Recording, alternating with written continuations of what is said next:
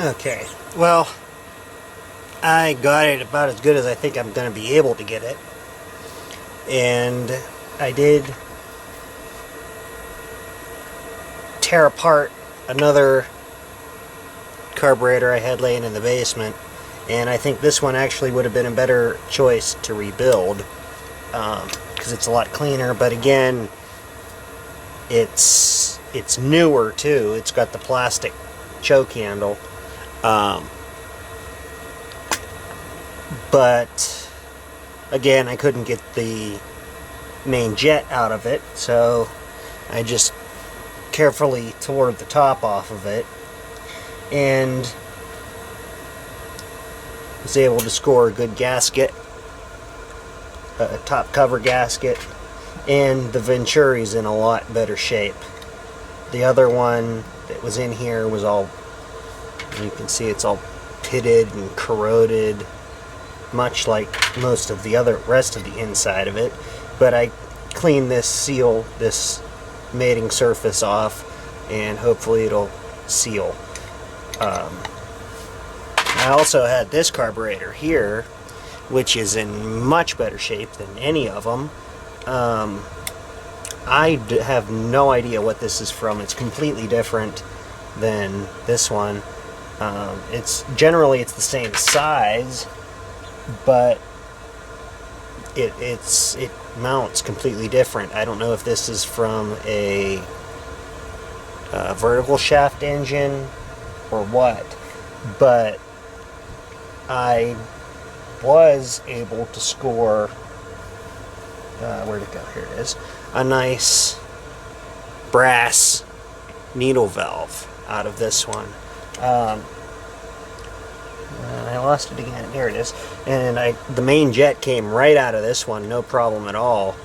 But it looks like the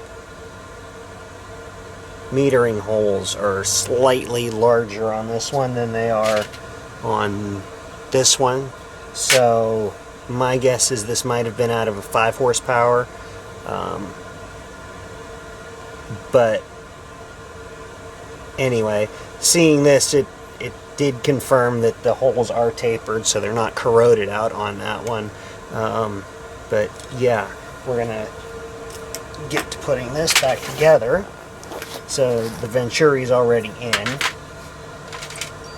Now, I already had put the needle seat back in. Oh, and I didn't clean the needle valve off. This one here had a plastic needle valve in it, so there's no surprise that one was leaking. Just give that a good rub. That's rubber tipped, so that's going to be good. Okay, so we'll slip the needle back on there. Whoops, our gasket has to go on first.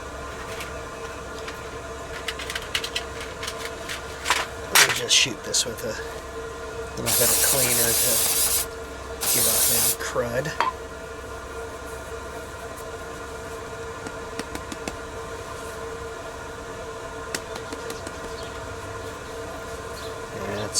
So we'll set that on there. Get the needle in there. Alright, now where'd our little pin go? Slide that in there, okay? And just gently push that in so it's about centered. Now we want to test the float. It should be a little bit angled from the base plate. Now, let me turn down my compressor a little bit. We don't want to be shoving 100 psi into here. 25 should be more than sufficient, because if there's more than 25 psi of fuel pressure in here, we got a problem. So now we should. That's sticking, it looks like. Whoops. Let's put our fuel fitting back in here.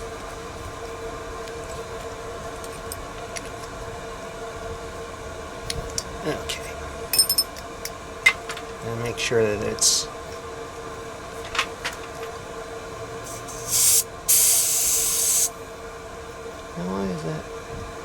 Looks like it's bent, actually. It's not.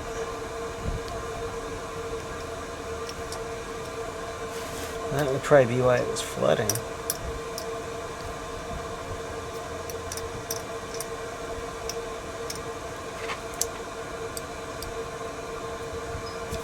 There we go. You want to make sure that moves freely. So we've got air coming out, and that should stop all the air coming out. If there's any air at all coming out, that means your needle's not seating. But as you can hear, that's leaking out of the... So we're good as far as the float goes. Okay, so now we've already got the Venturi in here, and you don't want to forget that, or else your engine's not going to run and it's not going to seal either. So that just drops in there. And let's see which way it goes. Okay, that's the front. It's that. And that's a vent hole right there. You want to make sure that gets lined up. And there's also the hole on the gasket. So that's going to drop right in there, like that. And now we'll get our 4 screws back on.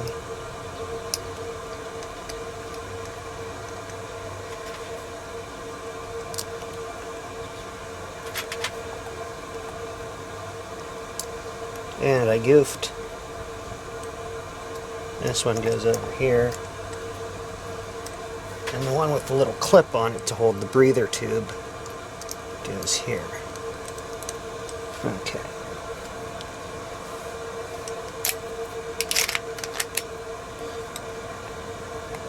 And just tighten those down.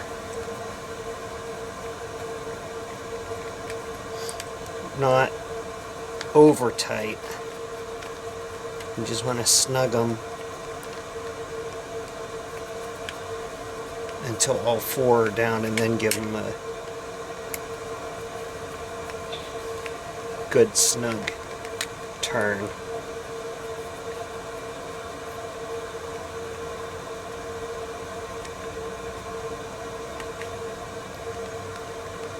Because again, remember, brass screws, aluminum housing, they're both very soft metals.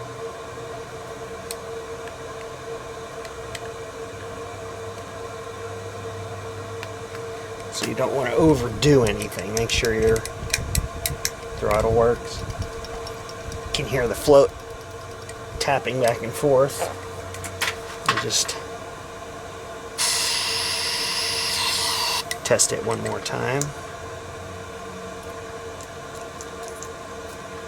Okay, that's good. Now we'll put our needle, or our main jet, back in. Just drop that in there. Have to be really careful with this because it's already half stripped out.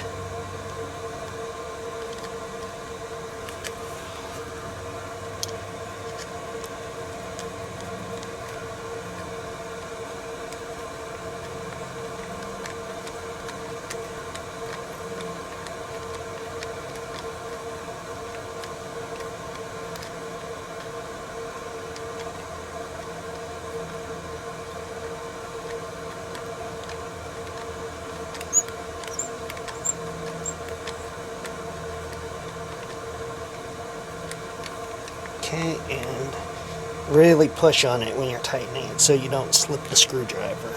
Okay, that should be good. We'll put our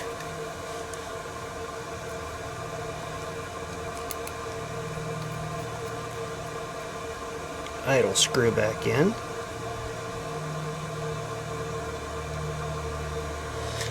We'll just adjust everything at 1.5 turns. Now again, you don't, when you bottom it out, you just want to make sure it's barely bottomed out. So, 1/2, 1.5. That will usually at least get the engine to start. Alright, now put our needle valve in.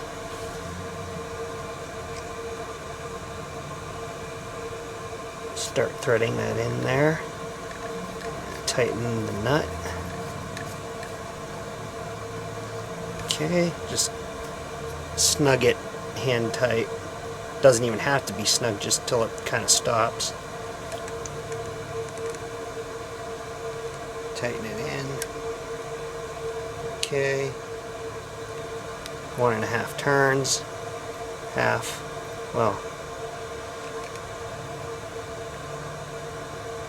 we'll just open it a half turn for now. And this nut locks it. Okay. So now we'll put our top horn back on.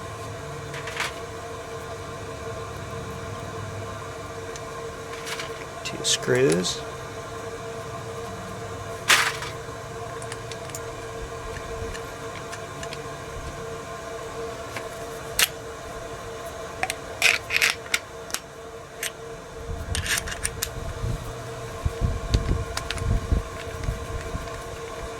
Now these are steel screws, so you have to be very careful with these, not to strip anything.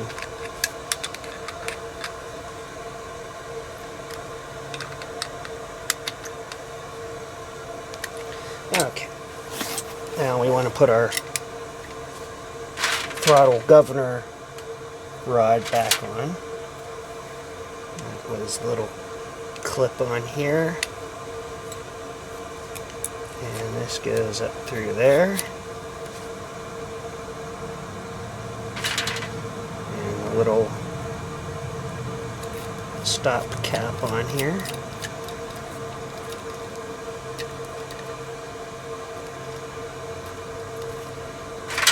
Okay, and put our spring on. Maybe.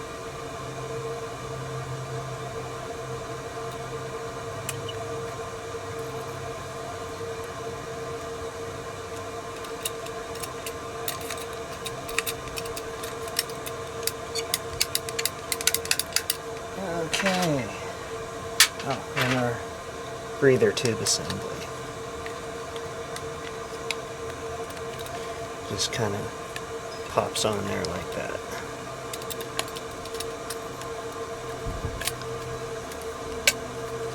There. Alright, now we'll get it back on the engine, get the fuel line hooked up, and hopefully it'll run. And we got the little hook here too.